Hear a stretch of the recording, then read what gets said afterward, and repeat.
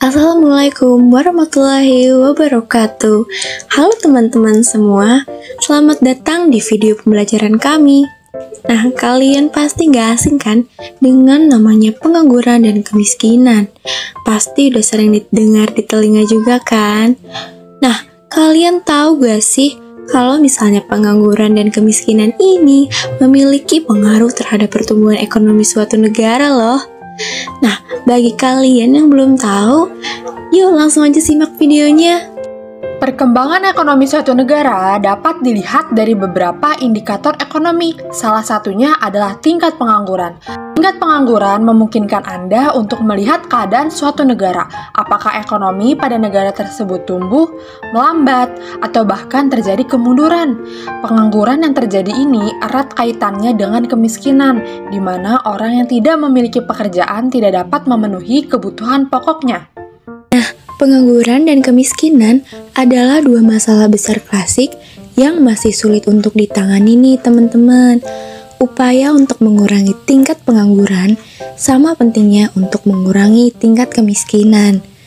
Pengangguran adalah variabel yang mempengaruhi kemiskinan dengan pendapatan menjadi salah satu komponen penentu kesejahteraan dan kemakmuran masyarakat. Tetapi, jika seseorang tidak bekerja, mereka tidak menghasilkan pendapatan apapun. Kemiskinan di Indonesia pun selalu menjadi inti permasalahan yang harus dipecahkan dalam konteks pembangunan. Pengangguran yang telah mencapai puluhan juta jiwa di Indonesia merupakan masalah mendesak yang harus segera diselesaikan. Karena dampak dari pengangguran terhadap tatanan kehidupan masyarakat ini sangat berbahaya loh.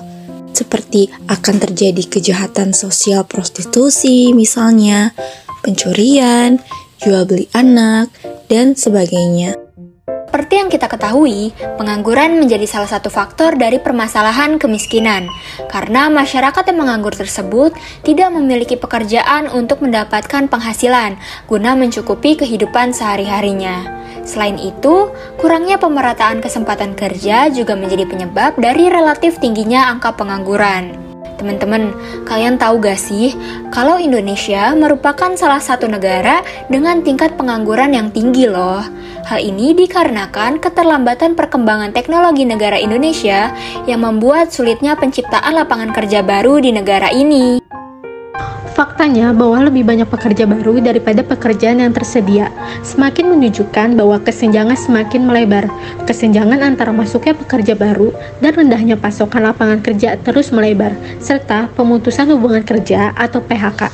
Akibatnya, angka pengangguran di Indonesia terus bertambah dari tahun ke tahun. Dilihat dari dampaknya yang luas terhadap tatanan kehidupan sosial, pengangguran telah menjadi kuman penyakit sosial yang relatif cepat menyebar, berbahaya, dan beresiko tinggi menghasilkan korban sosial yang pada gilirannya dapat menurunkan kualitas sumber daya manusia, martabat, dan harga diri manusia. Karena itulah, maka melalui strategi komunikasi pembangunan, kebijakan-kebijakan jangka pendek dan jangka panjang yang realistis mutlak dilakukan agar angka pengangguran dapat ditekan atau dikurangi. Kemiskinan juga tidak hanya berkenaan dengan tingkat pendapatan, tetapi juga dari aspek sosial, lingkungan, bahkan keberdayaan dan tingkat partisipasi. Kemiskinan menjadi salah satu persoalan yang banyak ditemui, karena kemiskinan menyangkut pemenuhan kebutuhan yang paling mendasar dalam kehidupan sehari-hari. Kemiskinan juga merupakan masalah global, karena kemiskinan ini menjadi masalah yang dihadapi oleh banyak negara. Tidak terkecuali negara Indonesia nih. Kemiskinan merupakan problema kemanusiaan yang menghambat kesejahteraan masyarakat, sehingga dibutuhkannya strategi mengatasi kemiskinan dengan adanya pendataan penduduk miskin yang terbaru dan akurat, sehingga kebijakan yang dilakukan pemerintah menjadi tepat sasaran. Pemerintah memang sudah merencanakan penanggulangan pengangguran dan kemiskinan yang bisa dipahami dari Rencana Pembangunan Jangka Menengah atau RPJM tahun 2010-2014. Di RPJM tersebut, dikatakan bahwa pemerintah akan terus melanjutkan 3 strategi pembangunan ekonomi, yaitu pro-growth, pro-job, dan pro-poor. Termasuk di dalamnya mewujudkan pertumbuhan disertai pemerataan atau growth with equity.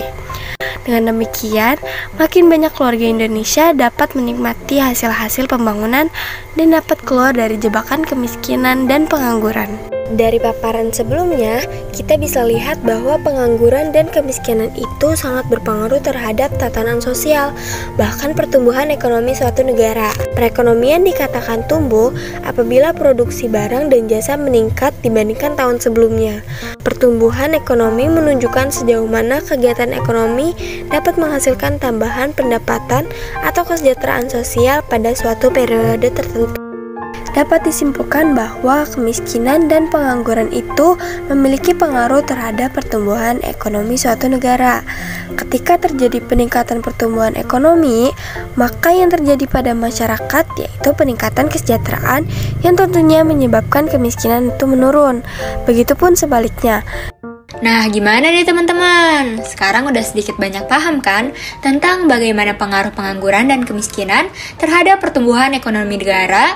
Semoga video ini bermanfaat dan dapat dipahami dengan baik ya. Kayaknya segitu dulu nih bahasan topik pembelajaran kita untuk kali ini. Sampai bertemu di video selanjutnya.